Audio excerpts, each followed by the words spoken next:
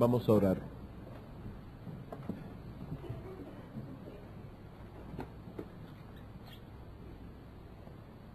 Sabemos, oh Señor, por tu palabra, que tú estás sentado en tu trono soberano, gobernando todas las cosas que tú has creado, y que miríadas y miríadas de ángeles exaltan en cada momento tu santo y bendito nombre.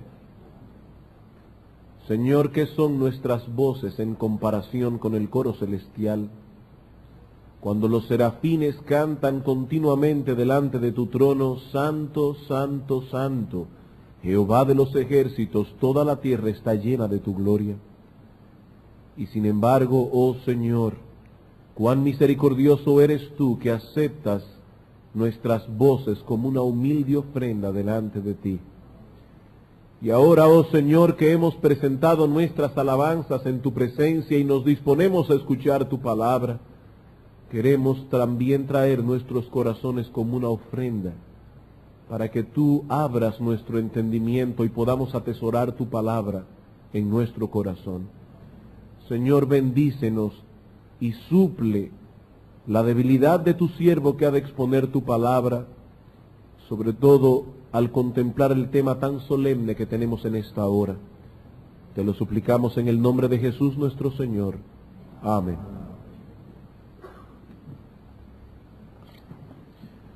Uno de los males más molestos con los que tenemos que lidiar diariamente es con las injusticias que se cometen en el mundo, muchas de las cuales debemos contemplar con un molesto sentimiento de impotencia en nuestro interior. Vivimos en un mundo lleno de injusticias. Puede ser una injusticia pequeña, como estar haciendo filas, y alguien viene con cierta influencia y se cuela, como decimos nosotros en buen dominicano. Puede ser una injusticia mayor, como alguien que está luchando por una herencia, y alguien viene astutamente y le arrebata lo que era de él. Vivimos en un mundo lleno de injusticia. Y a pesar de que nosotros mismos somos injustos, nos sentimos agraviados e indignados cuando vemos que en el mundo el mal triunfa sobre el bien. Sentimos indignación. Yo no sé si usted la ha sentido, pero yo la he sentido. Indignación cuando alguien nos trata injustamente o cuando otros son tratados así. Y nos molesta sobremanera el no poder hacer nada para que las cosas sean manejadas con más equidad, para que el malo sea castigado y el justo sea vindicado. Así que el hombre es un ser paradójico, porque el hombre es un ser injusto que clama continuamente por justicia. Eso es paradójico. Pero esa paradoja tiene su razón de ser, tiene su explicación. El hombre fue creado, dice la Biblia, a la imagen de un Dios justo. Y aunque esa imagen fue distorsionada por causa del pecado, no fue completamente destruida. ¿Alguna vez usted se ha contemplado a sí mismo en una superficie cóncava o convexa? ¿Ha ido alguna vez a un circo donde hay esos espejos cóncavos que distorsionan la imagen? ¿O se ha visto alguna vez reflejado en la superficie de una cuchara? La imagen que aparece en la superficie es la suya, no es la de otro, pero es su imagen distorsionada. Algo similar ocurrió con nosotros a raíz de la caída de nuestros primeros padres. Aún llevamos en nosotros la imagen de Dios, pero es una imagen dañada, es una imagen distorsionada por causa del pecado. Esa indignación que sentimos ante las injusticias que se cometen a diario delante de nuestros ojos es un reflejo imperfecto de la imagen de Dios en nosotros. Algo en nosotros clama por justicia. Por eso nos sentimos tan contentos cuando sabemos que en algún lugar del planeta Tierra se hizo justicia. El malo fue castigado, el bueno fue vindicado. Es así como ocurre en muchas historias, en muchas películas que vemos. El mal triunfa sobre el bien. Lo triste es que no siempre las cosas funcionan así en la vida real. No siempre funcionan así. En este mundo caído las historias muchas veces terminan de otro modo. Muchas veces el malo sale victorioso y el bueno, el justo, es pisoteado. ¿O no es así? Muchas veces en la vida real no sucede como en las películas, no sucede como en las historias que leemos en los libros. Muchas veces el mal sale victorioso y el bueno es pisoteado y nos sentimos impotentes ante esa terrible realidad. ¿Cuánto nos gustaría ver que en el mundo se hiciera justicia? Pero no una justicia a medias o amañada por los intereses de los poderosos, no. Nos gustaría ver actuando a un juez completamente imparcial, que juzgara con total equidad a los hijos de los hombres. Un juez que no fuese susceptible de error o de engaño, que no se dejara sobornar y cuya sentencia no pudiese ser burlada, cambiada o evadida. ¿Cuánto nos gustaría ver a un juez así? La Biblia nos enseña que algún día todos nosotros nos enfrentaremos con un juez así. Todos compareceremos delante de un tribunal en el que seremos juzgados con justicia y cuyo veredicto no podrá ser apelado. ¿Saben por qué? Primero, porque estará basado en una norma perfecta de juicio, y segundo, porque no habrá ningún tribunal superior al cual podamos apelar. Y es acerca de ese juicio que estaremos hablando en los sermones de hoy, tanto en la mañana como en la tarde. Quisiera, por favor, que fueran conmigo al libro de Apocalipsis. Apocalipsis capítulo 20, y vamos a leer los versículos 11 al 15.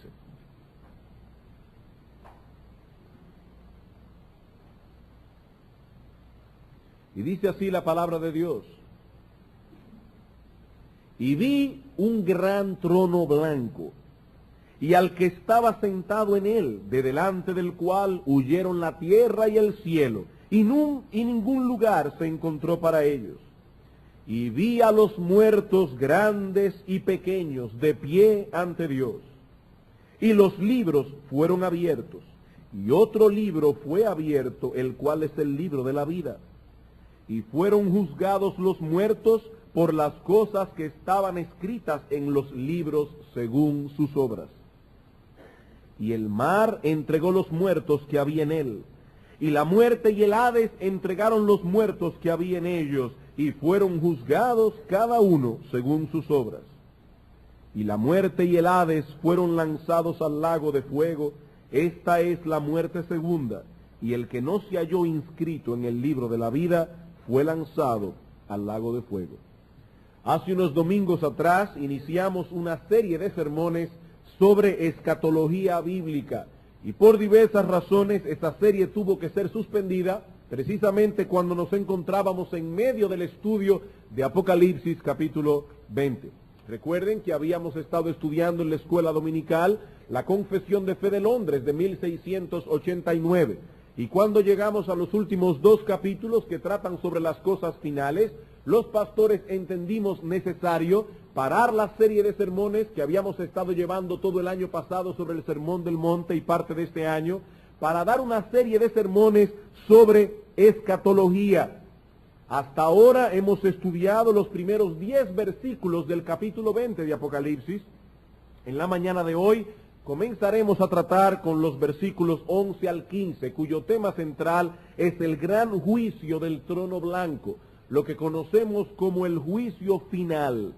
Algún día habrá justicia en el mundo, porque algún día Dios mismo se encargará de juzgar a los hombres. Y debo confesar, hermanos, que el haberme expuesto a esta doctrina de las Escrituras causó un fuerte impacto en mi corazón, y espero que el Espíritu Santo use estas verdades en esta mañana y en esta tarde para impactar a otros, como Dios lo hizo conmigo durante esta semana. Trataremos nuestro tema, si el Señor lo permite, en 6 encabezados, 3 de los cuales veremos ahora en la mañana. Los próximos 3, con la ayuda del Señor, los veremos en la tarde. En el presente sermón veremos lo siguiente. En primer lugar, ¿quién es el juez que presidirá ese tribunal? En segundo lugar, ¿cuándo será celebrado ese juicio? Y en tercer lugar, ¿quiénes serán los sujetos que han de ser juzgados? Veamos entonces, en primer lugar, el juez de este tribunal. Juan nos dice en el versículo 11 del capítulo 20, y vi un gran trono blanco y al que estaba sentado en él. Una vez más, el apóstol Juan nos recuerda que las cosas que está describiendo en su libro fueron reveladas por Dios a él en una serie de visiones. El apóstol Juan está describiendo en el Apocalipsis cosas que vio. La palabra Apocalipsis es una palabra compuesta de apo, que significa des, y calupto, que significa velo. Apocalipsis es desvelar, revelar algo que estaba velado. El apóstol Juan vio una serie de visiones y ahora está tratando de describir lo que él vio, por lo cual su lenguaje está cargado de símbolos y figuras. Y eso nos dice de entrada, hermanos, que debemos cuidarnos de no tomar cada detalle de la escena como si se tratara de algo literal.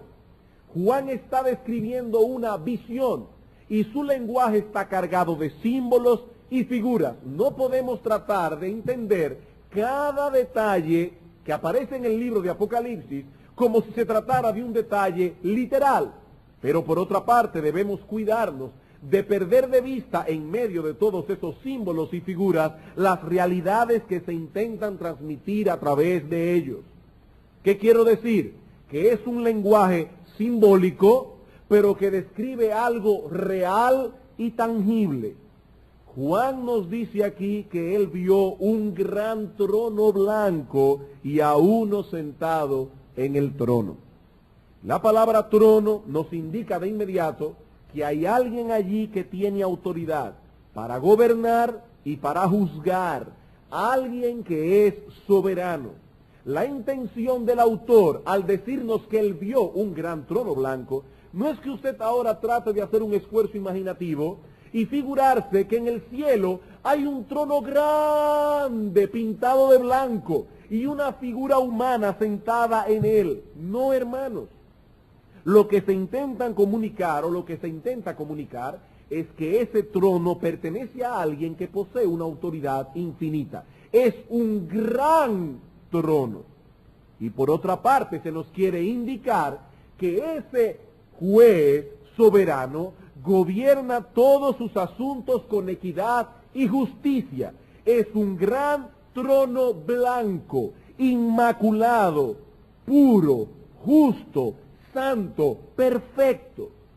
Y sobre ese gran trono blanco, Juan vio uno sentado. Y de inmediato surge la pregunta, ¿quién es el que está sentado en el trono? El mismo libro de Apocalipsis nos da la respuesta. Apocalipsis capítulo 3, versículo 21.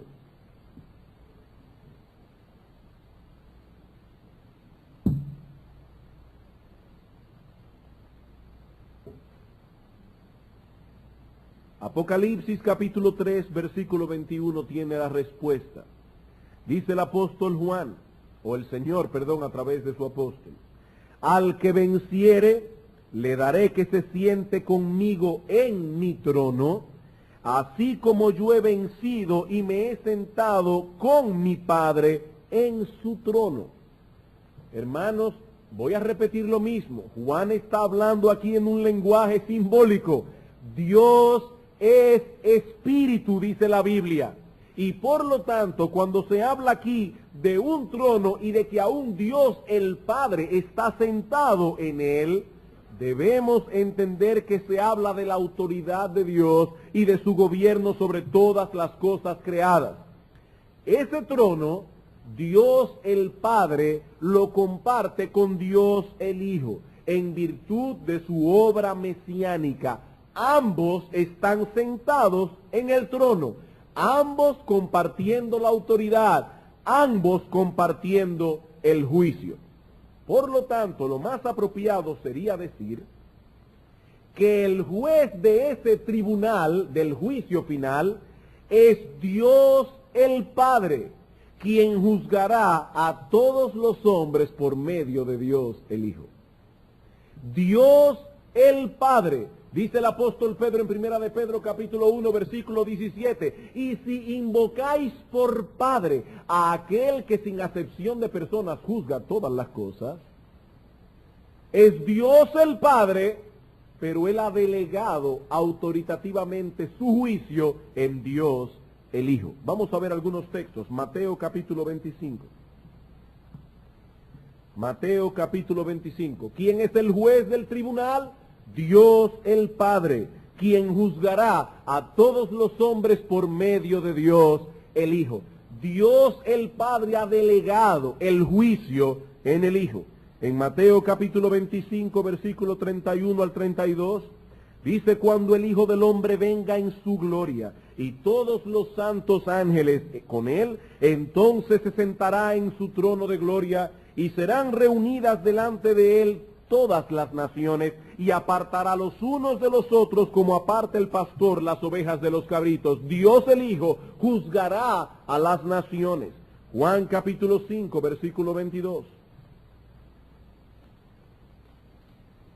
Juan capítulo 5, versículo 22. Dice el Señor: porque el Padre a nadie juzga. Es decir, Dios el Padre a nadie ha de juzgar directamente. Dios el Padre a nadie juzga, sino que todo el juicio dio al Hijo. Versículo 26. Porque como el Padre tiene vida en sí mismo, así también ha dado al Hijo el tener vida en sí mismo. Y también le dio autoridad de hacer juicio, por cuanto es el Hijo del Hombre. Hechos capítulo 10, versículo 42. Hechos capítulo 10, versículo 42. Y nos mandó, dice el apóstol Pedro en la casa de Cornelio, nos mandó que predicásemos al pueblo y testificásemos que Él, nuestro Señor Jesucristo, por el contexto, es el que Dios ha puesto por juez de vivos y muertos. Dios el Padre ha delegado el juicio a Dios el Hijo. Es por eso que el apóstol Pablo dice en 2 Corintios 5:10, porque es necesario que todos nosotros comparezcamos ante el tribunal de Cristo. El Hijo ha sido señalado por Dios el Padre para ser el juez de vivos y muertos. Qué gran diferencia, hermanos, entre la primera y la segunda venida de Cristo. Cristo vino al mundo la primera vez como un siervo sufriente para dar su vida por los pecadores. La segunda vez vendrá como Rey de reyes y Señor de señores a pasar juicio sobre todos. La primera vez los hombres hicieron con él cuanto quisieron. Hermanos, piensen en esto. La primera vez que Cristo vino, fue incluso juzgado y condenado a muerte. Él, el juez de toda la tierra, fue juzgado y condenado. La humanidad injusta pasó juicio sobre el Hijo de Dios y la humanidad lo encontró culpable de blasfemia. Nunca antes se había cometido semejante injusticia y nunca más se volverá a cometer. Cristo fue condenado como malhechor y fue llevado a la muerte sin poner resistencia alguna. Como había descrito el profeta Isaías siglos antes en el capítulo 53 de su profecía: angustiado él y afligido no abrió su boca, como cordero, como una mansa oveja, fue llevado al matadero, y como oveja delante de sus trasquiladores, enmudeció y no abrió su boca. Ahora, ese mismo personaje que Isaías describe de ese modo, es el que el apóstol Juan describe en el capítulo 1 de Apocalipsis. Y no hay que ser muy observador para ver la diferencia que hay entre una descripción y otra. Parecería que se trata de dos personajes distintos. Pero lo cierto es que el siervo sufriente que Isaías describe en el capítulo 53 de su profecía es el mismo que el apóstol Juan describe en el capítulo 1 de Apocalipsis, pero en dos etapas distintas de su historia. Vamos a Apocalipsis capítulo 1. No lo olviden, la primera vez como cordero fue llevado al matadero, como oveja delante de sus trasquiladores, mudo, sin abrir su boca, sin oponer resistencia. Pero ese mismo Señor vendrá otra vez, pero de otro modo. Dice en el capítulo 1, versículo 10, yo estaba en el Espíritu en el día del Señor, y oí detrás de mí una gran voz como de trompeta que decía, yo soy el Alfa y la Omega, el primero y el último. Escribe en un libro lo que ves, y envíalo a las 7 iglesias que están en Asia, a Éfeso, Esmirna, Pérgamo, Tiatira, Sardis, Filadelfia y Laodicea. Y me volví para ver la voz que hablaba conmigo, y vuelto vi 7 candeleros de oro, y en medio de los 7 candeleros a uno semejante al Hijo del Hombre, vestido de una ropa que llegaba hasta los pies, y ceñido el pecho con un cinto de oro. Su cabeza y sus cabellos eran blancos como blanca lana, como nieve, sus ojos como llama de fuego, para escudriñar hasta la más profunda intención del corazón. Y sus pies semejante al bronce bruñido para aplastar a sus enemigos, refulgente como en un horno, y su voz como estruendo de muchas aguas. Tenía en su diestra 7 estrellas, de su boca salió una espada aguda de 2 filos, y su rostro era como el sol cuando resplandece en su fuerza. Y dice Juan, el discípulo amado, el mismo que la noche antes de la crucifixión tenía su cabeza sobre el pecho del Señor, cuando le vi, caí como muerto a sus pies. Ni siquiera el apóstol Juan, el discípulo amado, pudo soportar el ver a Cristo en toda su gloria y en toda su dignidad. Hermanos, amigos, ese es el Cristo que nosotros veremos sentado en su trono en el día del juicio final. Es ese Cristo, no esa imagen afeminada que presentan muchos cuadros en el día de hoy. No es ese Cristo. Es el Cristo que el apóstol Juan vio en el capítulo 1 de su profecía, que lo hizo caerse como muerto a sus pies. A ese Cristo veremos nosotros en el día del juicio final, sentado en el gran trono blanco. Apocalipsis capítulo 19.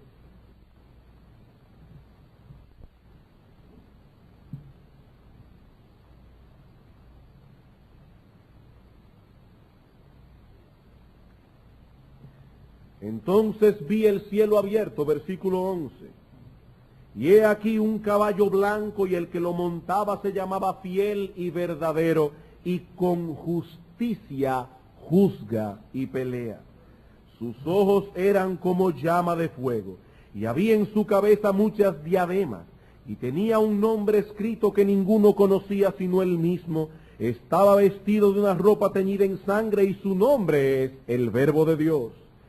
Y los ejércitos celestiales vestidos de lino finísimo, blanco y limpio, le seguían en caballos blancos.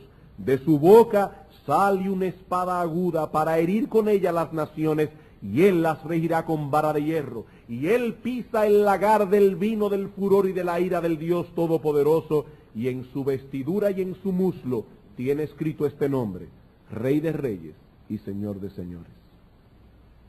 Hermanos, ese es el que Juan vio sentado en el trono. Como alguien ha dicho, la obra de juzgar será la exaltación final y el más grande triunfo de Cristo. Cuando estuvo en la tierra, fue condenado por los gobernantes terrenales. Ahora Él se sentará en juicio sobre todas las autoridades terrenales. Y Cristo será vindicado en ese juicio. Hermanos, Cristo será vindicado en ese juicio cuando sean declarados justos todos aquellos que por medio de la fe en Él se vistieron de su justicia, y cuando sean condenados todos aquellos que le rechazaron. Cristo será vindicado. En segundo lugar, veamos entonces el tiempo del juicio. Ya vimos quién es el juez que presidirá el tribunal. Veamos ahora el tiempo. ¿Cuándo será llevado a cabo ese juicio? Ahora, antes de responder esa pregunta, permítanme hacer una advertencia. Hay personas curiosas que les fascina ver la escatología en esquemas. Yo quiero que me digan qué va a pasar primero, qué va a pasar después, qué va a pasar luego. Quiero un esquema detallado. Me adelanto a decir que es muy difícil, por no decir imposible, presentar un esquema detallado y en orden de todos los eventos profetizados en el libro de Apocalipsis.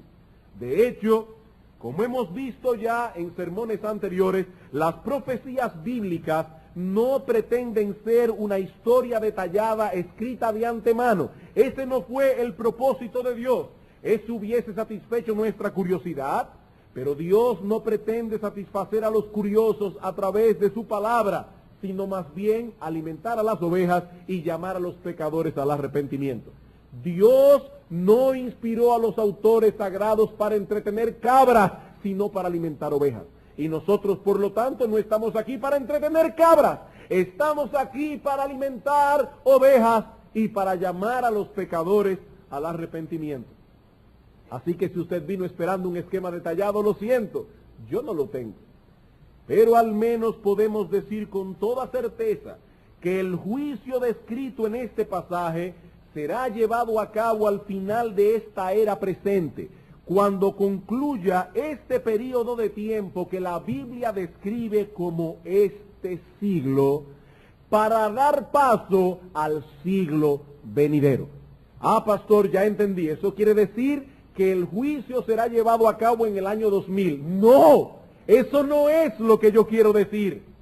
La palabra siglo no se usa en la Escritura para hablar de un periodo de 100 años. No. Ya hemos visto eso en un sermón anterior.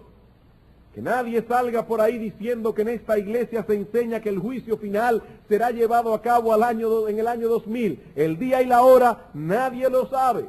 La palabra de Dios enseña más bien con toda claridad que la historia humana se divide en dos grandes periodos de tiempo.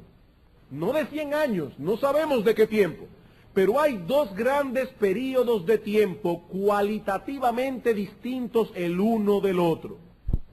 Uno es denominado como este siglo y el otro es denominado como el siglo venidero. Este siglo va desde la creación del hombre hasta la segunda venida de Cristo. El próximo siglo, el siglo venidero, será desde la segunda venida de Cristo y por toda la eternidad. Por eso el Señor dijo en una ocasión que si alguien blasfema contra el Espíritu Santo, ese pecado no le será perdonado, ni en este siglo, ni en el venidero. He ahí los únicos dos periodos de tiempo de la historia del hombre. Este siglo, el siglo venidero. Dice el apóstol Pablo en Efesios 1 que a Cristo se le dio un nombre que es por encima de todo nombre que se nombra, no solo en este siglo, sino también en el venidero. Todo cuanto la palabra de Dios dice, o tiene que ver con este siglo, o tiene que ver con el siglo venidero. No existe otra posibilidad. Y lo que estamos diciendo es que el juicio final será llevado a cabo al final de este siglo, al final de esta era presente, dando paso así al siglo venidero. ¿Y por qué decimos eso tan concluyentemente? Volvamos a nuestro texto. Dice el versículo 11, y vi un gran trono blanco, y al que estaba sentado en él, de delante del cual huyeron la tierra y el cielo, y ningún lugar se encontró para ellos. Varias veces aparece ese lenguaje en el libro de Apocalipsis para referirse a ese momento cuando los cielos y la tierra que hoy conocemos serán removidos para dar paso a los cielos nuevos y la nueva tierra. Un evento que ocurrirá precisamente al final de esta era presente. Cuando la Biblia dice que los cielos y la tierra huyeron de su presencia, está describiendo la remoción de las cosas tal como las conocemos ahora para dar paso al cielo nuevo y la tierra nueva. ¿Y cuándo ocurrirá eso? Al final de este siglo, al final de esta era presente. Segunda de Pedro, capítulo 3. Segunda de Pedro, capítulo 3. Algo que no debemos perder de vista, hermanos. Este capítulo trata acerca de la segunda venida del Señor. Lo vemos en el versículo 1. Amados, esta es la segunda carta que os escribo y en ambas despierto con exhortación vuestro limpio entendimiento, para que tengáis memoria de las palabras que antes fueron dichas por los santos profetas y del mandamiento del Señor y Salvador, etcétera. Sabiendo, primero esto, que en los postreros días vendrán burladores, andando según sus propias concupiscencias, y diciendo, ¿dónde está la promesa de su advenimiento? ¿Cuál es el problema? Que hay burladores que dicen, ¿y cuándo es que Cristo viene? Yo oigo a los evangélicos decir, Cristo viene, y nada de venir, y pasan los años, ¿cuándo es que Cristo viene? Ahora dice el apóstol Pedro, versículo 5, estos ignoran voluntariamente que en el tiempo antiguo fueron hechos por la palabra de Dios los cielos y también la tierra, que proviene del agua y por el agua subsiste, por lo cual el mundo de entonces pereció anegado en agua, pero los cielos y la tierra que existen ahora están reservados por la misma palabra, guardados para el fuego en el día del juicio y de la perdición de los hombres impíos. ¿Cuándo será llevado a cabo el juicio? Cuando este mundo y este cielo que conocemos ahora sea removido, y eso lo veremos si el Señor lo permite el domingo que viene, cielo nuevo y tierra nueva, sea removido para dar paso al cielo nuevo y a la tierra nueva en el siglo venidero. Vean el versículo 11. Puesto que todas estas cosas han de ser deshechas, ¿cómo no debéis vosotros andar en santa y piadosa manera de vivir, esperando y apresurándoos para la venida del día de Dios? ¿Qué día es ese? El día en que nuestro Señor Jesucristo volverá en gloria, en el cual los cielos pasarán con gran estruendo. Los cielos, encendiéndose serán deshechos, y los elementos siendo quemados se fundirán. Pero nosotros esperamos, según sus promesas, cielos nuevos y tierra nueva, en los cuales mora la justicia. ¿Cuándo será llevado a cabo el juicio? Juan nos lo dice en el Apocalipsis. Juan nos dice que los cielos y la tierra huyeron de su lugar. En ese momento será llevado a cabo el juicio final. Mateo capítulo 13. No tenemos tiempo para tratar con la parábola del trigo y la cizaña, pero recordarán que ya vimos en un sermón anterior, en esta misma serie profética, esta parábola explicada con más detalle. Dice en el versículo 24 del capítulo 13. Les refirió otra palabra diciendo, el reino de los cielos es semejante a un hombre que sembró buena semilla en su campo, pero mientras dormían los hombres, vino su enemigo, sembró cizaña entre el trigo y se fue. Cuando salió la hierba y dio fruto, entonces apareció también la cizaña. Entonces vinieron y le dijeron, Señor, arrancamos la cizaña, y Cristo dijo, no, porque puede ser que arranquen también el trigo. Versículo 30, dejad crecer juntamente lo uno y lo otro hasta la siega. Y al tiempo de la siega, yo diré a los segadores, recoged primero la cizaña y atadla en manojos para quemadla, pero recoged el trigo en mi granero. Ahora en el versículo 36 el mismo Señor explica la parábola. Entonces, despedida la gente, entró Jesús en la casa, y acercándose a él sus discípulos le dijeron, explícanos la parábola de la cizaña del campo. Respondiendo él les dijo: el que siembra la buena semilla es el Hijo del Hombre. El campo es el mundo. La buena semilla son los hijos del reino. La cizaña, los hijos del malo. El enemigo que la sembró es el diablo. La siega es el fin del siglo. ¿Cuándo será llevada a cabo la siega? Dice Cristo, en el fin de este siglo, antes de que entre en función el siglo venidero. Dice que los segadores son los ángeles, de manera que como se arranca la cizaña y se quema en el fuego, así será en el fin de este siglo.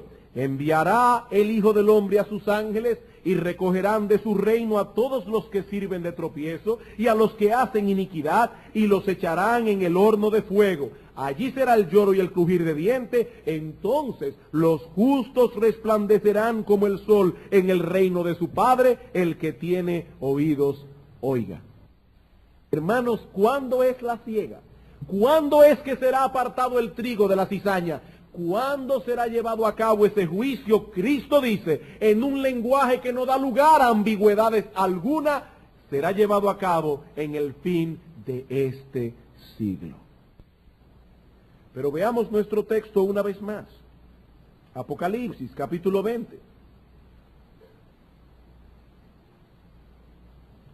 En los versículos 12 y 13, Juan nos dice que el juicio final se llevará a cabo inmediatamente después de la resurrección de los muertos. Dice en el versículo 12, y vi a los muertos grandes y pequeños de pie ante Dios. Y los libros fueron abiertos, y otro libro fue abierto, el cual es el libro de la vida, y fueron juzgados los muertos por las cosas que estaban escritas en los libros, según sus obras. Y el mar entregó los muertos que había en él, y la muerte y el Hades entregaron los muertos que había en ellos, y fueron juzgados cada uno según sus obras. Como vimos en un sermón anterior, la resurrección de los muertos marca una diferencia esencial entre este siglo y el venidero. Lucas capítulo 20. ¿Cuándo será llevado a cabo el juicio? Ya hemos visto, primero cuando sean removidos los cielos y la tierra para dar lugar al nuevos cielos y nueva tierra, al final de este siglo. Y ahora Juan nos da otro detalle, otra clave para descubrir el tiempo del juicio. Nos dice que ese juicio será llevado a cabo en el mismo momento en que los muertos sean resucitados. ¿Y cuándo los muertos van a ser resucitados? Al final de este siglo, para dar paso al siglo venidero. Vean el versículo 34. Entonces respondiendo, Lucas 20:34, respondiendo Jesús les dijo: los hijos de este siglo se casan y se dan en casamiento, mas los que fueren tenidos por dignos de alcanzar aquel siglo y la resurrección de entre los muertos, ni se casan ni se dan en casamiento, porque no pueden ya más morir, pues son iguales a los ángeles y son hijos de Dios al ser hijos de la resurrección. Evidentemente, el Señor no estaba pensando en un período de tiempo de 1000 años, en el cual estaban juntos habitando este planeta, hombres en cuerpos glorificados y hombres en cuerpos naturales. Cristo dice, en este siglo todos están en cuerpos naturales. En este siglo los hombres se casan y se dan en casamiento.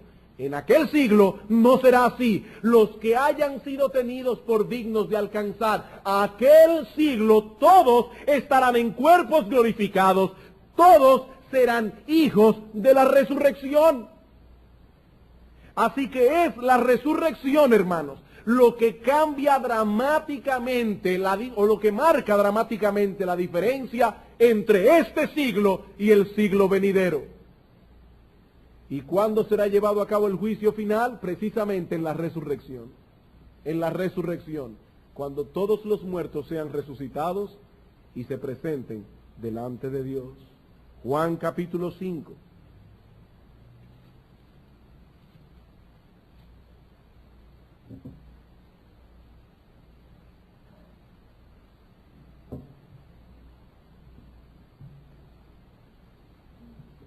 versículo 28. Hermanos, tenemos que dejar a la palabra de Dios hablar y quitar todo prejuicio que hay en nuestro corazón. Algunos de vosotros vienen de un trasfondo en el que se les habló de varios juicios. Aquí estamos hablando de un juicio que será llevado a cabo al final de este siglo para dar paso al siglo venidero. No hay más. Dice el Señor, versículo 28, no os maravilléis de esto, porque vendrá hora, una hora, cuando todos los que están en los sepulcros oirán su voz. Aquí no hay una resurrección de cristianos 7 años antes de la segunda venida, luego una resurrección de judíos del Antiguo Testamento y de los que murieron durante la tribulación después de la tribulación, y luego una resurrección de impíos al final del milenio. Dice el Señor, vendrá la hora cuando todos los que están en los sepulcros oirán su voz, y los que hicieron lo bueno saldrán a resurrección de vida, los que hicieron lo malo a resurrección de condenación, en la misma hora. Ahora es evidente, hermanos, que aquí se está hablando de una resurrección que lleva inmediatamente al juicio. Algunos resucitarán para vida y otros para condenación. Resurrección, juicio. Hechos capítulo 24.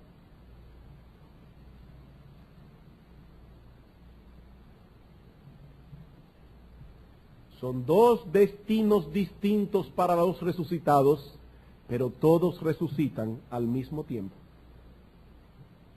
Dos destinos distintos para los resucitados, pero todos resucitan al mismo tiempo y todos serán juzgados.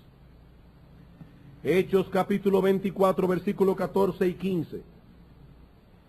Pero esto te confieso, dice Pablo a Félix, que según el camino que ellos llaman herejía, así sirvo al Dios de mis padres, creyendo todas las cosas que en la ley y en los profetas están escritas, teniendo esperanza en Dios, la cual ellos también abrigan, de que ha de haber resurrección, no resurrecciones, ha de haber resurrección, una sola, de los muertos, así de justos como de injustos. Y dice Pablo ahora, por eso procuro tener siempre una conciencia sin ofensa ante Dios y ante los hombres. Resurrección, juicio. Una prueba adicional, la Biblia enseña claramente que el juicio final se llevará a cabo cuando nuestro Señor Jesucristo vuelva. Eso lo enseña la Biblia claramente. Dice en Mateo capítulo 25, versículo 31 al 32, cuando el Señor, cuando el Hijo del Hombre venga en su gloria y todos los santos ángeles con él, se sentará en su trono de gloria para juzgar. Ah, pastor, pero yo he oído que ese es el juicio de las naciones, no el juicio final, sino el juicio en el cual Cristo determinará quiénes entrarán al milenio y quiénes no. No, mi amigo, no, mi amigo. El juicio de Mateo 25 es el juicio final, y lo vemos claramente en el veredicto y la sentencia que es pronunciada. Dice en el versículo 46 de Mateo 25, e irán estos al castigo eterno, y los justos no al milenio, a la vida eterna. Allí se está hablando del juicio final. Y dice que ese juicio final será llevado a cabo cuando nuestro Señor Jesucristo vuelva por segunda vez. La segunda venida de Cristo trae consigo el juicio de los hombres. Segunda Tesalonicenses capítulo 1.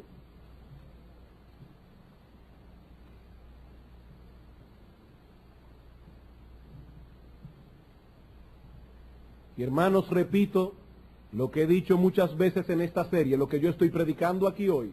Es lo que la Iglesia de Cristo ha creído por 20 siglos hasta la llegada del dispensacionalismo en el siglo pasado.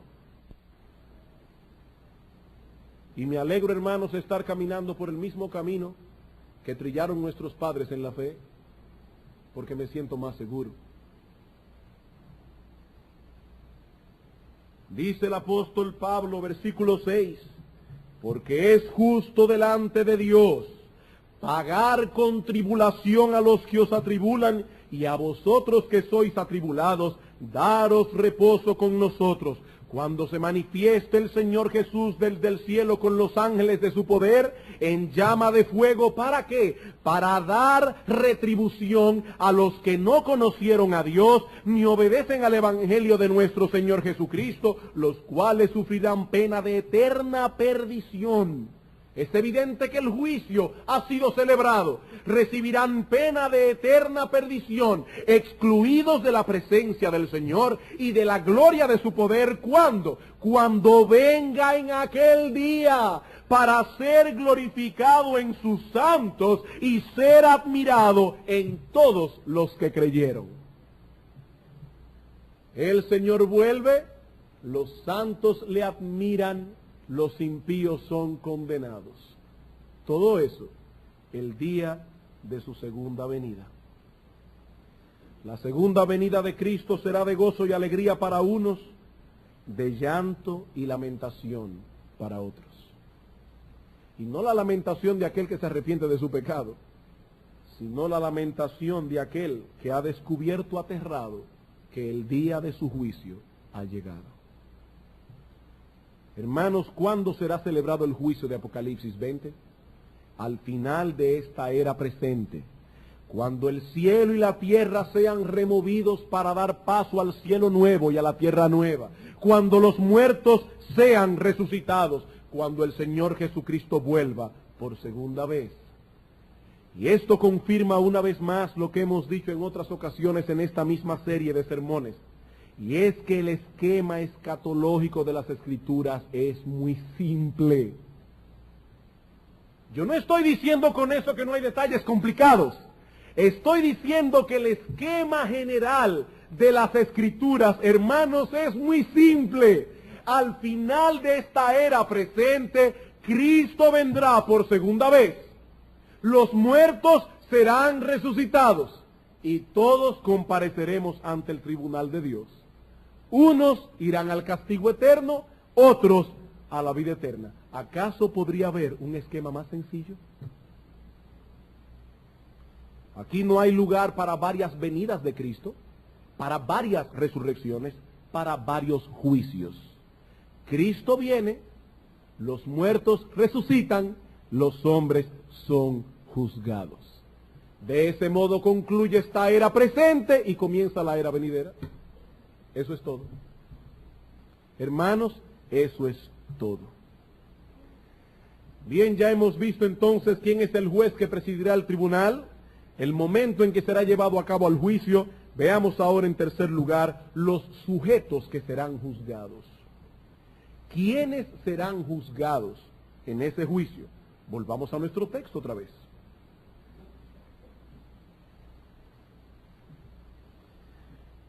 Dice el Apocalipsis, versículo 12 y 13 del capítulo 20. Y vi a los muertos grandes y pequeños de pie ante Dios. Y dice en el versículo 13, y el mar entregó los muertos que había en él, la muerte y el Hades entregaron los muertos que había en ellos, y fueron juzgados cada uno según sus obras. Hermanos, hagamos uso por un momento de nuestra imaginación para tratar de ver este cuadro apocalíptico con los mismos ojos con que Juan lo vio. Porque nosotros estamos tranquilos, aquí con calor, sí, eso es cierto, pero tranquilos, en una iglesia, escuchando a un predicador, algunos están locos porque termine, otros están contentos, pero todos aquí oyendo, tranquilamente.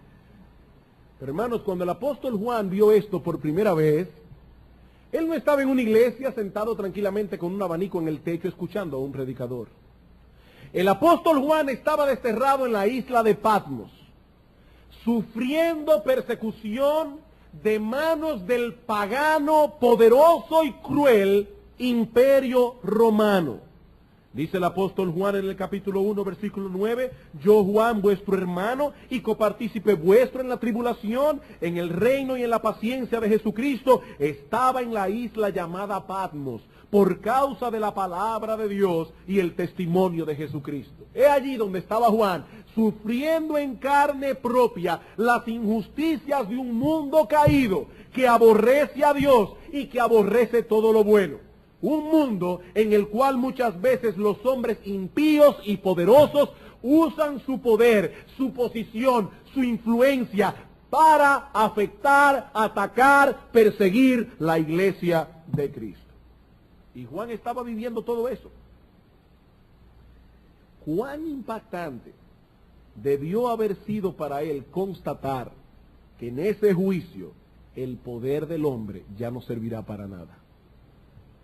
Hermanos, recuerden que Cristo envió esta carta para consolación de su pueblo. No para que nosotros usemos el Apocalipsis como una bola de cristal para saber qué va a pasar con el pueblo de Israel al final de los tiempos. No. Ese no fue el propósito de Dios. Dios envió un libro a su iglesia. Envíalo a las 7 iglesias. Este libro no fue enviado al pueblo de Israel. Este libro fue enviado a las iglesias para que sean una consolación para nosotros. Y allí estaba Juan viendo esta visión. Todos los muertos, grandes y pequeños, de pie ante Dios. No importa la posición que tal persona tuvo en esta vida. Allí estarán todos, presidentes, reyes, primeros ministros, congresistas, todo el mundo. Nadie podrá eludir ese tribunal. En esta vida presente los hombres usan su influencia para evadir enfrentarse con la justicia. Pero Juan vio que en aquel tribunal estaban todos presentes, grandes y pequeños, en igualdad de condiciones, de pie ante Dios. Ricos y pobres, libres y esclavos, negros y blancos, creyentes e incrédulos. Todos. También los creyentes, también los creyentes. Dice el apóstol Pablo en 2 Corintios 5:10, es necesario que todos nosotros comparezcamos ante el tribunal de Cristo para que cada uno reciba según lo que haya hecho en el cuerpo, sea bueno o sea malo. Esta tarde vamos a ampliar ese texto un poco más. Ahora solo lo cito para probar mi punto. Todos estaremos allí. En Romanos 14:10, una vez más el apóstol Pablo declara, pero tú, ¿por qué juzgas a tu hermano? Porque todos compareceremos ante el tribunal de Dios, como dice el texto griego. Todos compareceremos ante el tribunal de Dios.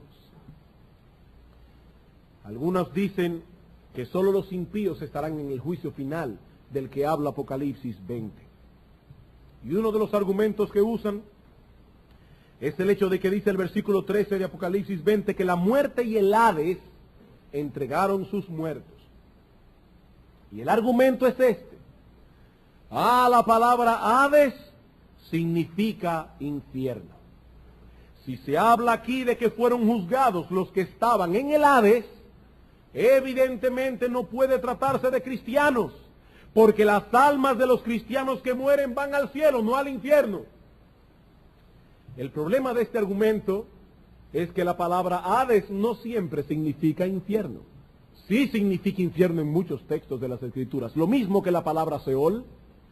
Pero tanto la palabra Seol en hebreo como la palabra Hades en griego no siempre significan infierno.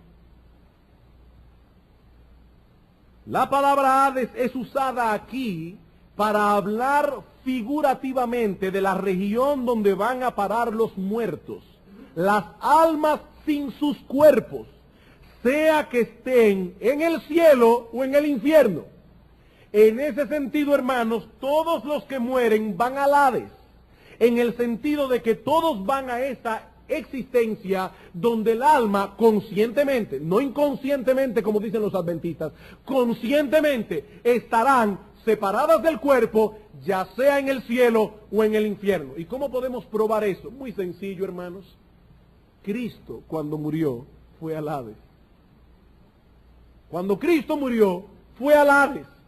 Dice en Hechos capítulo 2, El apóstol Pedro, hablando en Pentecostés acerca de la resurrección del Señor, dice en el versículo 22, varones israelitas, oíd estas palabras, Jesús Nazareno, varón aprobado por Dios entre vosotros, con las maravillas, prodigios y señales que Dios hizo entre vosotros por medio de él, a este, entregado por el determinado consejo y anticipado conocimiento de Dios, fue crucificado. Versículo 24, al cual Dios levantó de los muertos, suelto los dolores de la muerte, por cuanto era imposible que fuese retenido por ella, por la muerte.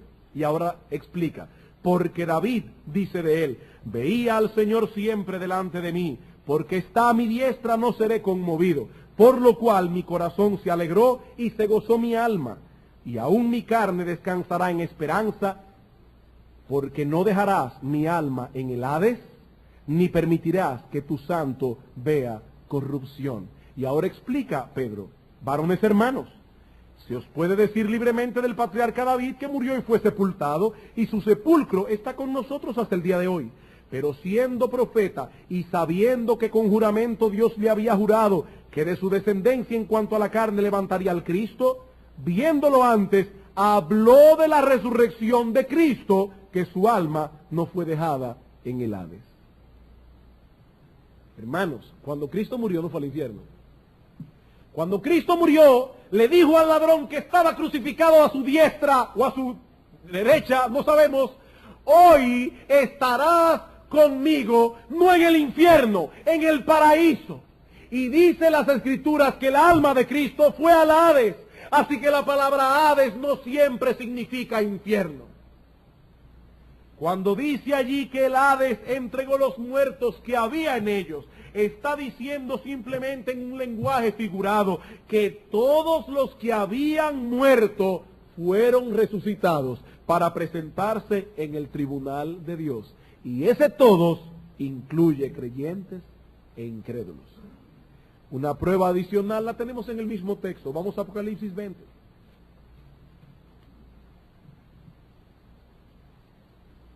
Versículo 15.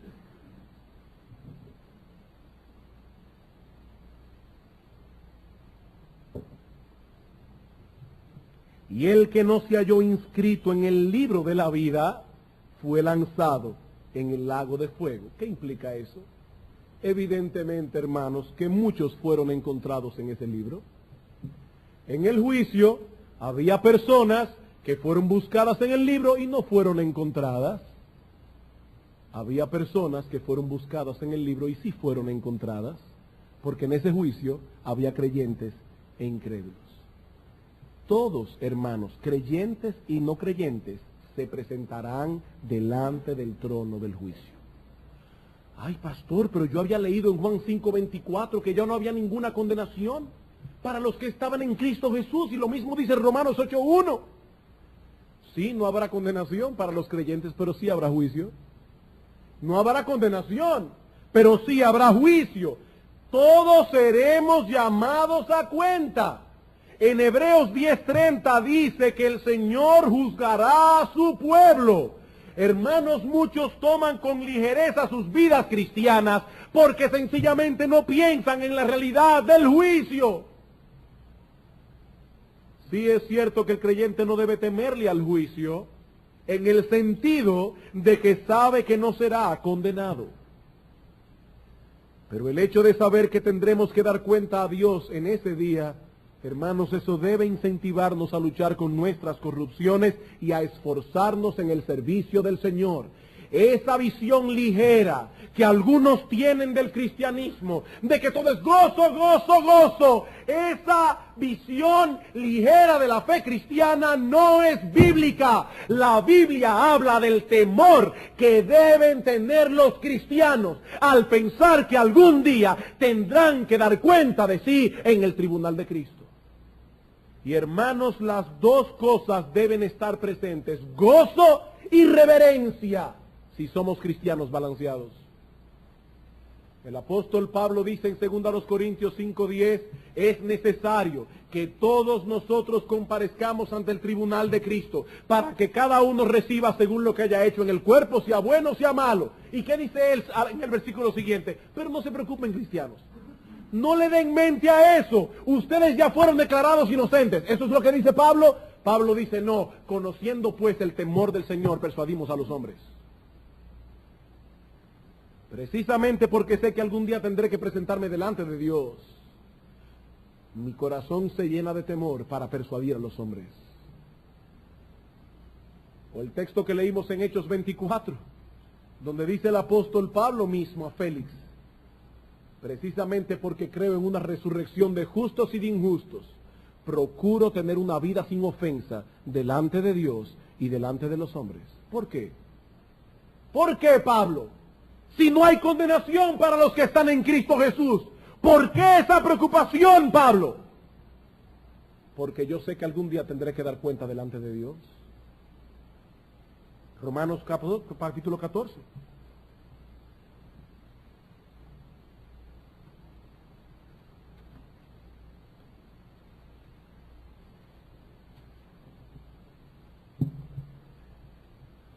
Pero tú, ¿por qué juzgas a tu hermano? Dice el versículo 10.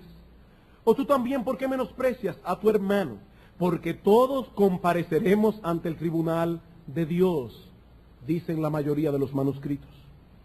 Porque escrito está, vivo yo, dice el Señor, que ante mí se doblará toda rodilla y toda lengua confesará a Dios.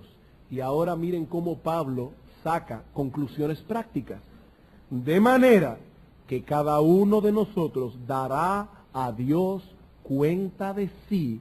Así que ya no nos juzguemos más nosotros, sino más bien decidid no poner tropiezo u ocasión de caer al hermano. Hermanos, algún día todos daremos cuenta de sí. Así que debe haber un balance en la vida cristiana, un balance entre la confianza que tenemos en Cristo y el temor y la reverencia que debemos tener al mismo tiempo. Y mientras más maduros seamos, más balanceados seremos.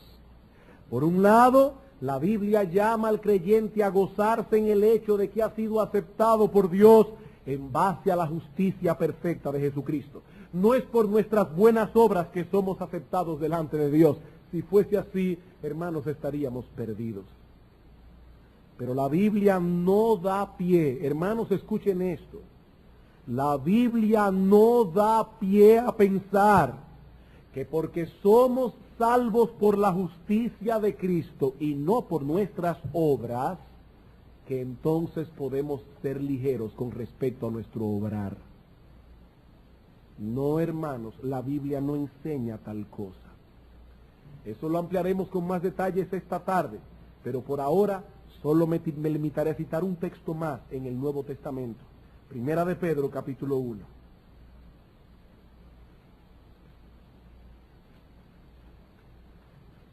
Noten, hermanos, el balance. ¿En base a qué somos salvos? En base a la justicia de Cristo, no en base a nuestras obras. Por eso debemos descuidar nuestras obras. Vean el versículo 13. Por tanto, ceñid los lomos de vuestro entendimiento, sed sobrios y esperad por completo en la gracia. Oigan bien, sed sobrios, pero esperen en la gracia, que se os traerá cuando Jesucristo sea manifestado. Como hijos obedientes, no os conforméis a los deseos que antes teníais estando en vuestra ignorancia, sino como aquel que os llamó es santo. Sed también vosotros santos en toda vuestra manera de vivir, porque escrito está, sed santos, porque yo soy santo. Y si invocáis por Padre a aquel que sin acepción de personas juzga según la obra de cada uno, conducíos en temor todo el tiempo de vuestra peregrinación. Pero parece que Pedro tenía problemas con la salvación por la fe. No, sigan leyendo. Sabiendo precisamente que fuisteis rescatados de vuestra vana manera de vivir, la cual recibisteis de vuestros padres, no con cosas corruptibles con oro o plata, sino con la sangre preciosa de Cristo. Hermanos, ¿cómo fuimos redimidos? Por medio de la sangre de Cristo. ¿Qué debemos hacer ahora? ¿Vivir como nos dé la gana? No, vivir en temor todo el tiempo de nuestra peregrinación, porque algún día daremos cuenta delante de Dios.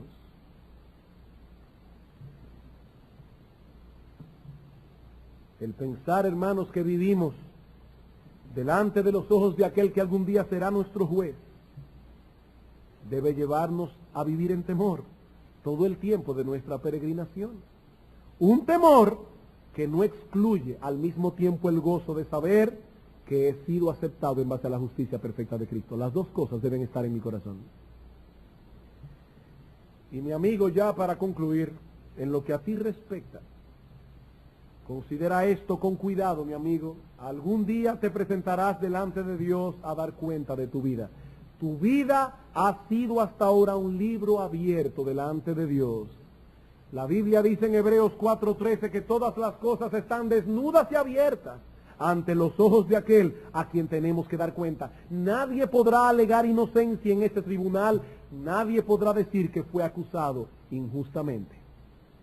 Pero hubo uno que, conociendo nuestra culpabilidad, llevó sobre sí el castigo del pecado, para que todo aquel que en él cree no se pierda, mas tenga vida eterna, nuestro Señor Jesucristo. Mi amigo, el mismo que nos juzgará algún día fue el mismo que murió en la cruz para salvarnos. Y lo único que demanda del pecador es que se arrepienta de sus pecados y crea en Él. El que en Él cree no es condenado, dice la Biblia, pero el que no cree ya ha sido condenado porque no ha creído en el nombre del unigénito Hijo de Dios.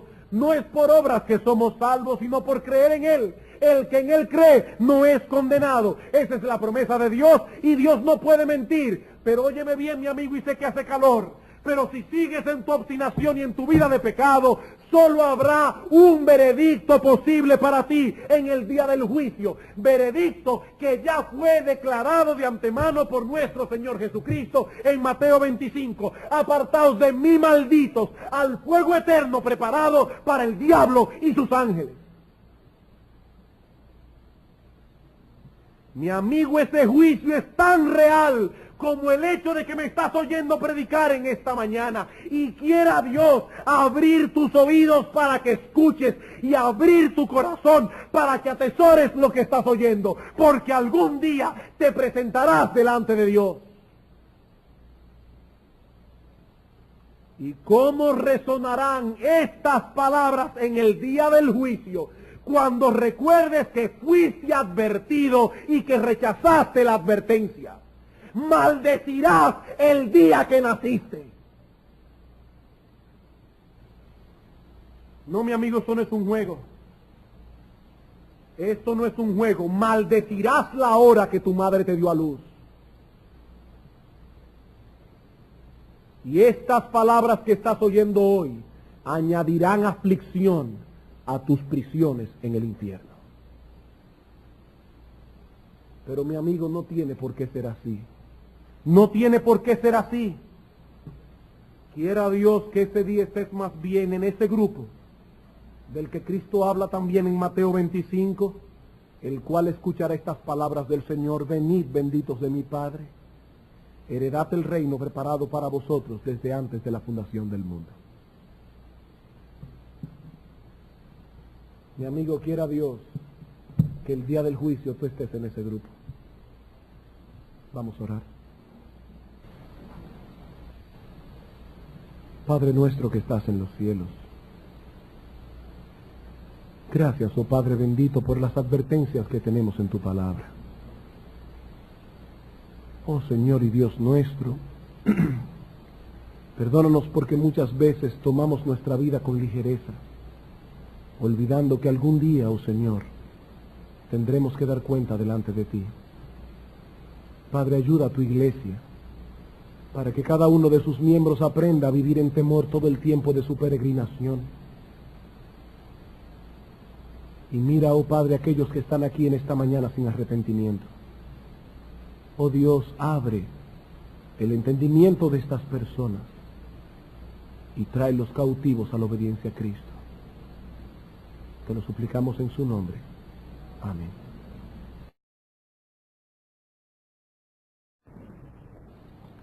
Vamos a orar.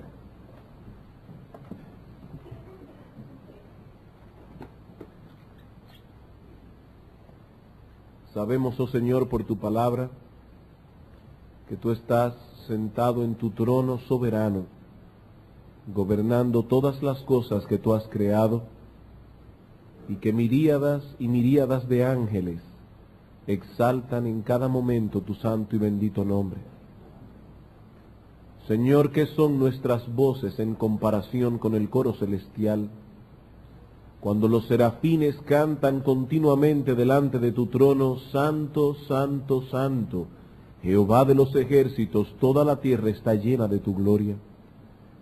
Y sin embargo, oh Señor, cuán misericordioso eres tú que aceptas nuestras voces como una humilde ofrenda delante de ti.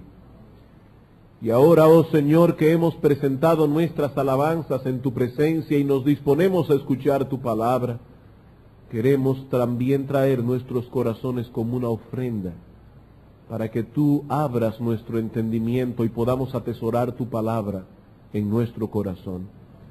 Señor, bendícenos y suple la debilidad de tu siervo que ha de exponer tu palabra, sobre todo al contemplar el tema tan solemne que tenemos en esta hora. Te lo suplicamos en el nombre de Jesús nuestro Señor. Amén.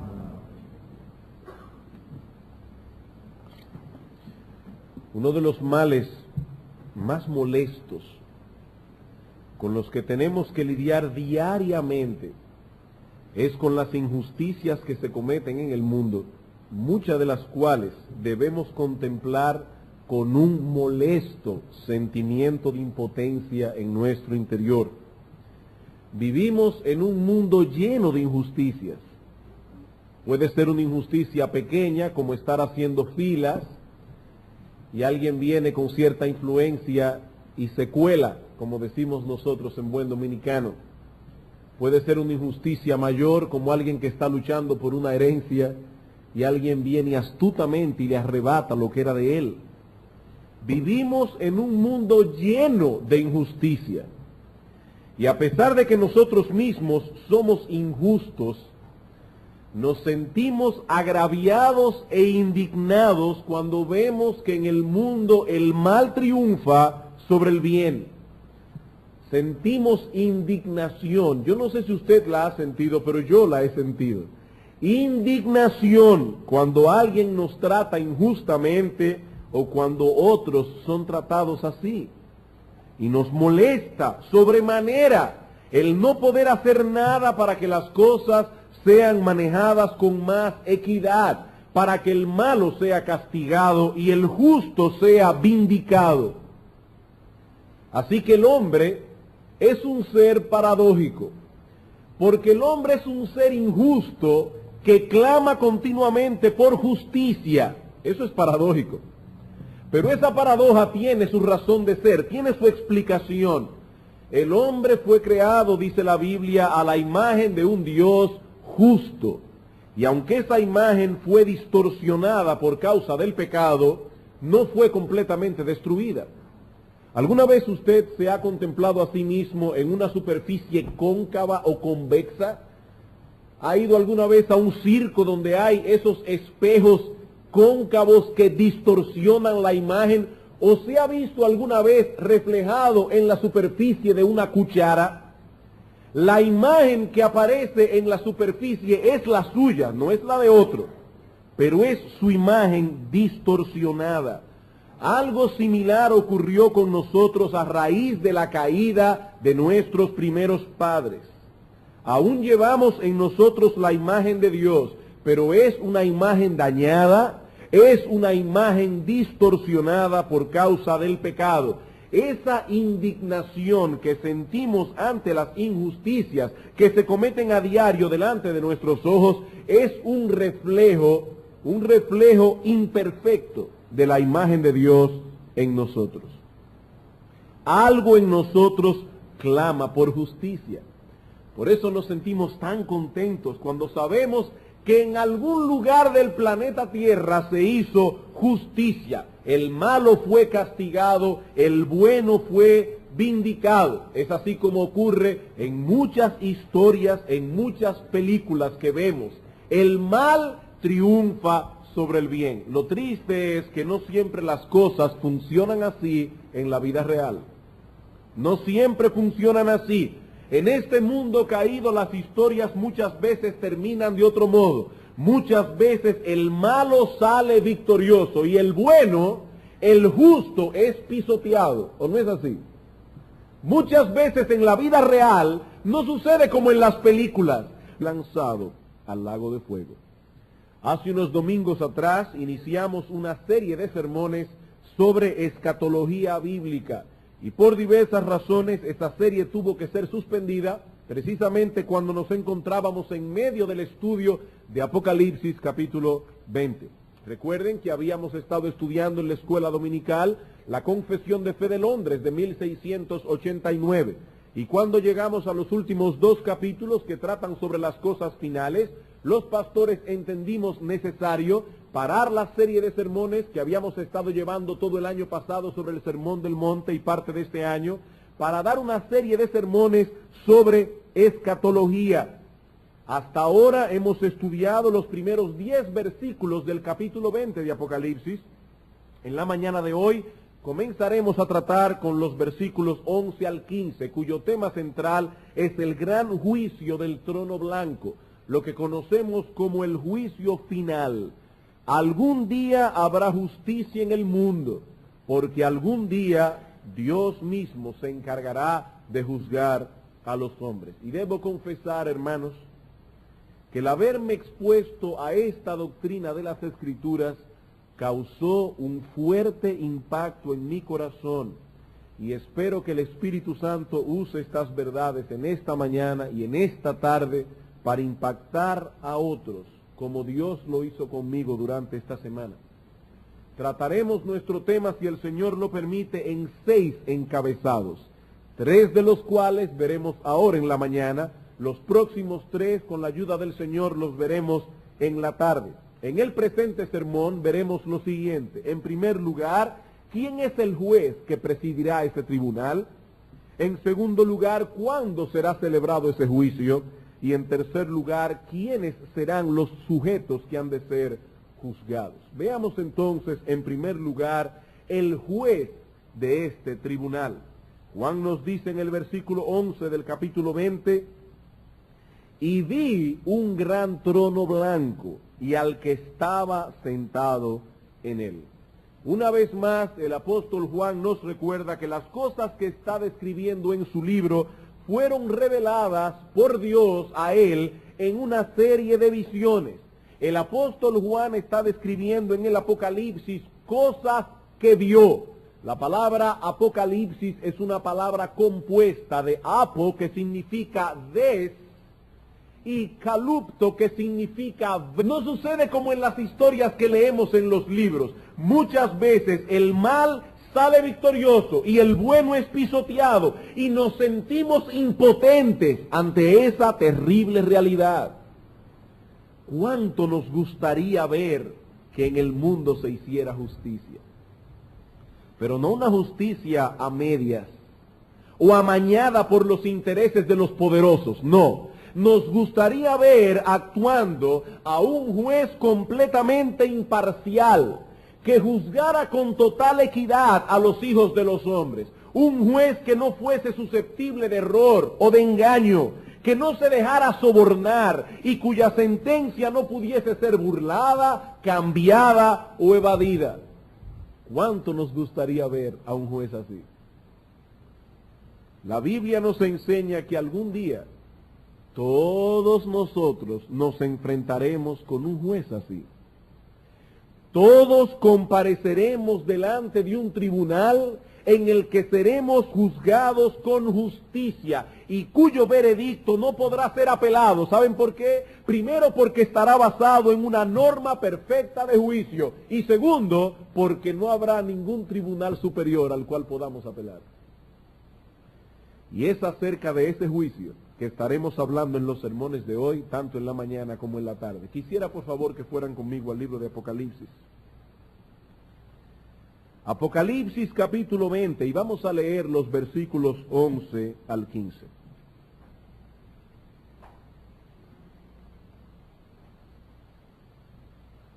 Y dice así la palabra de Dios.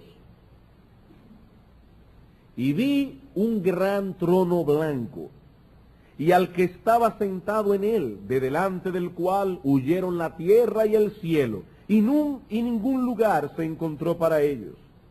Y vi a los muertos grandes y pequeños de pie ante Dios. Y los libros fueron abiertos, y otro libro fue abierto, el cual es el libro de la vida. Y fueron juzgados los muertos por las cosas que estaban escritas en los libros según sus obras. Y el mar entregó los muertos que había en él, y la muerte y el Hades entregaron los muertos que había en ellos, y fueron juzgados cada uno según sus obras. Y la muerte y el Hades fueron lanzados al lago de fuego. Esta es la muerte segunda, y el que no se halló inscrito en el libro de la vida fue velo. Apocalipsis es desvelar, revelar algo que estaba velado. El apóstol Juan vio una serie de visiones y ahora está tratando de describir lo que él vio, por lo cual su lenguaje está cargado de símbolos y figuras. Y eso nos dice de entrada, hermanos, que debemos cuidarnos de no tomar cada detalle de la escena como si se tratara de algo literal.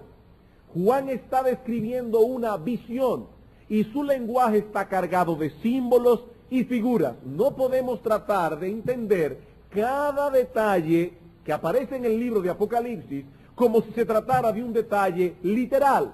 Pero por otra parte debemos cuidarnos de perder de vista en medio de todos esos símbolos y figuras las realidades que se intentan transmitir a través de ellos. ¿Qué quiero decir? Que es un lenguaje simbólico, pero que describe algo real y tangible. Juan nos dice aquí que él vio un gran trono blanco y a uno sentado en el trono. La palabra trono nos indica de inmediato que hay alguien allí que tiene autoridad para gobernar y para juzgar, alguien que es soberano. La intención del autor al decirnos que él vio un gran trono blanco, no es que usted ahora trate de hacer un esfuerzo imaginativo y figurarse que en el cielo hay un trono grande pintado de blanco y una figura humana sentada en él. No, hermanos. Lo que se intentan comunicar o lo que se intenta comunicar es que ese trono pertenece a alguien que posee una autoridad infinita. Es un gran trono. Y por otra parte se nos quiere indicar que ese juez soberano gobierna todos sus asuntos con equidad y justicia.